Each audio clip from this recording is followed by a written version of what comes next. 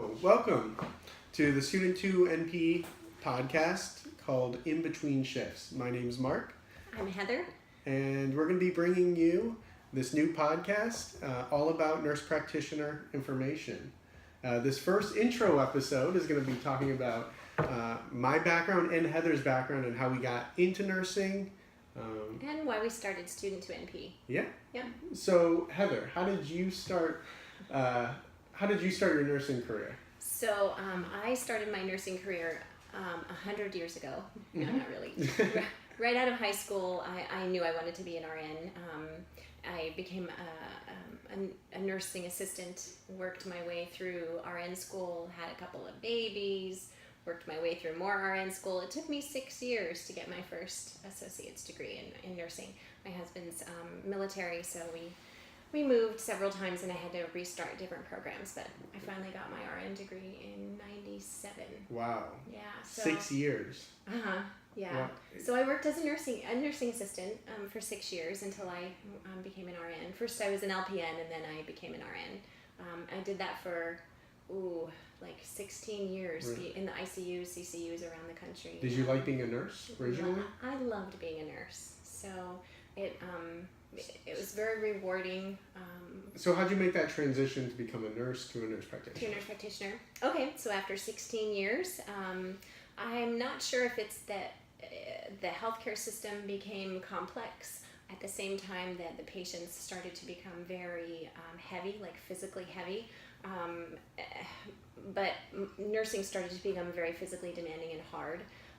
And I realized that I liked the thinking aspect of my job a lot more than I liked the physical aspect of my job. I spent a lot of my day tasking and cleaning and turning, and I most enjoyed it when I was collaborating with physicians about my patient care. So it occurred to me that it was probably time to go back to school so I could actually utilize that thinking aspect of nursing a lot more than the tasking. And how long were you in an RN for again?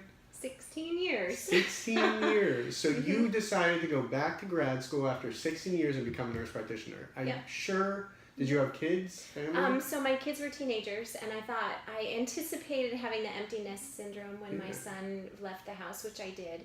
But so it was a nice segue for me for the transition of my family to being empty nesters.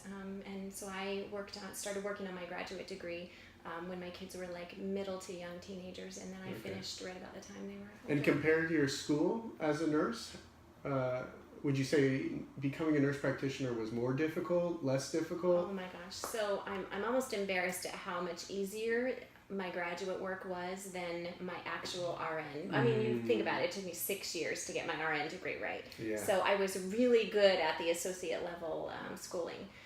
But that was tough because you have to attend classes and you have to do everything by the book. And I found that I did an online pilot program, a graduate program, so it was a lot easier. You did it all online. I did it online. Oh, see, I have a different story. I know you do. So with clinicals in my community, and I had a lot more autonomy and say-so over my school, and I could study up, in the middle of the night while I worked in the ICU, and it just fit my life so much better than any other program. So do you like being an NP now? I mean, after 16 years of being an RN, that's a big change to go through. It was very difficult to make that transition, I have to say, because I loved my niche. I was very good at my niche in the ICU and the CCU and keeping people alive at all costs and then helping them to die with dignity. And I loved my friends and my little family that I always had there. It was security, but I love what I'm doing so much more. It's rewarding. I still have that collaboration, and I get to use my brain a lot more than I did. Yeah. It's good. Yeah. Well, that sounds great. Yeah, it is great. Cool. It is great. I want to hear your story now. Really? Yeah. Well, what do you want to know? So, you chose RN as your second career. So I'm a much more novice NP than Heather. Heather's been an NP for how long now? 4.5 years. 4.5 years, and I'm about 8 months a new nurse practitioner. You're a now. newbie.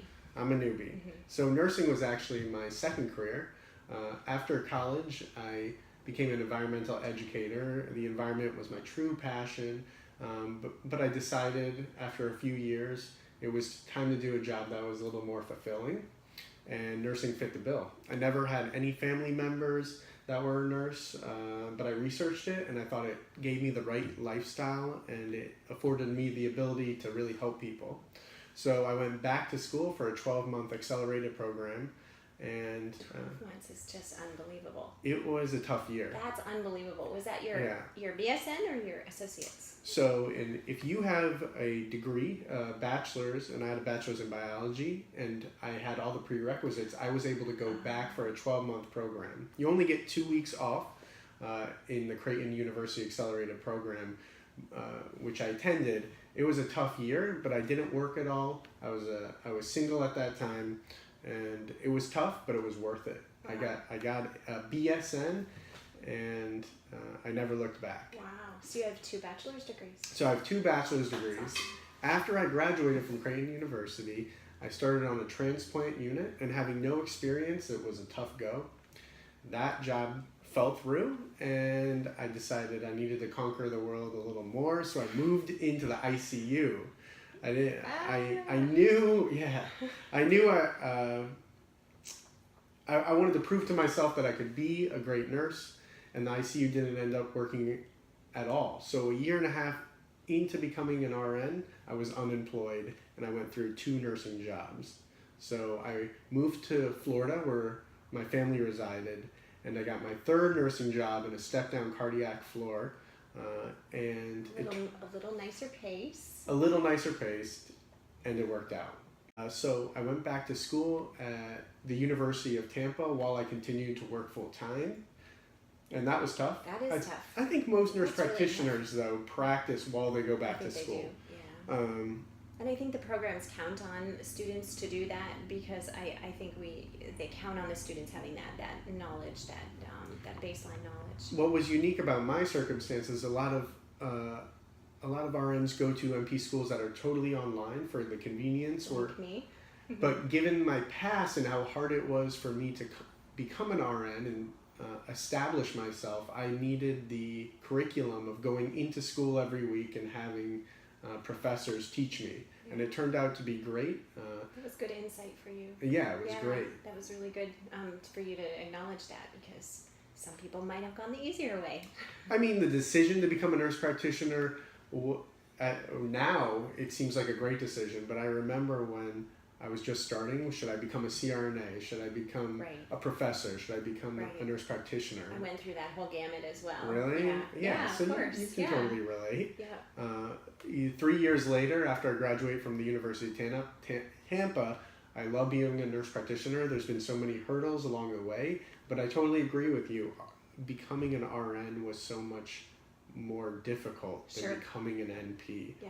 But I think the job of working as an NP is just more fulfilling. So much more. Yeah. So much more. As a nurse practitioner, it's just very different. So the school was easier, right? I found the school school was easier, Yeah, but the actually school was the transition from going from RN to NP was really difficult. Didn't you think that? Because there wasn't the resources that there are for the RNs. Every job is different. Every contract is different. How you're hired is different. The specialties are different. The people you work with crazy. are different. There's less regulations. Yeah. It's different from state to state. It's a Things are whole always new world. changing. Yeah. And you always have to deal with liability, which RNs aren't familiar with. That's true. And so that's what brings us to our collaborative project that we're doing here with the Student2NP, starting out a blog to help NPs make that transition, to help RNs make the transition to NPs, and NPs make the transition to getting their jobs. Yeah, I'm super excited about Student2NP. It's going to be awesome. Yeah. I mean, I was sitting down with Heather one day at a shift, and I'm like, hey, Heather, there's an opportunity here. There's a lot of nurse practitioners that have a lot of questions, and I think we are in a great place to help the whole profession out. And I don't know where Student2NP is going to go, and maybe you have a better idea than me, but we're just starting. Just winging it. Yeah, and we're happy to have you guys along for the ride with us. For sure. If you want to hear my story and Heather's story more in detail, you can always go over to student2np.com and read the stories we've written about, more in depth about how we became an RN and transitioned into a nurse practitioner. And then there's also nice stories about once we've become NPs and things that would help students and new NPs. And right now it's always changing, Yep. so take a look. So fun. But this is our new venture between shifts. Oh, did you have a question? I think we wanted to end with a question Yes. from one of our followers. So we have a question on Facebook, and this comes from Sarah Roby. And she says, hey guys, I'm starting nurse practitioner school in 2 months. Yay! Yeah, good job. Yeah. Are there any family internal medicine books you recommend that you could help prep me before I start school? I have 2 months to kill. Should I do anything? She should just party. She should just party. Because she's in for 3 years of reading textbooks. But I know Mark had some good answers for her. So Well, I mean, yeah. nurse practitioner school, while it's not as hard as RN, the transition, it's super busy, you know? Especially if you're working. You're going to be working and going to school, and you're going to be inundated with textbooks that are going to be specific to your classes. So. And I think the initial parts of nurse practitioner school are a lot of fluff classes. You have research, theory, prerequisites, writing classes.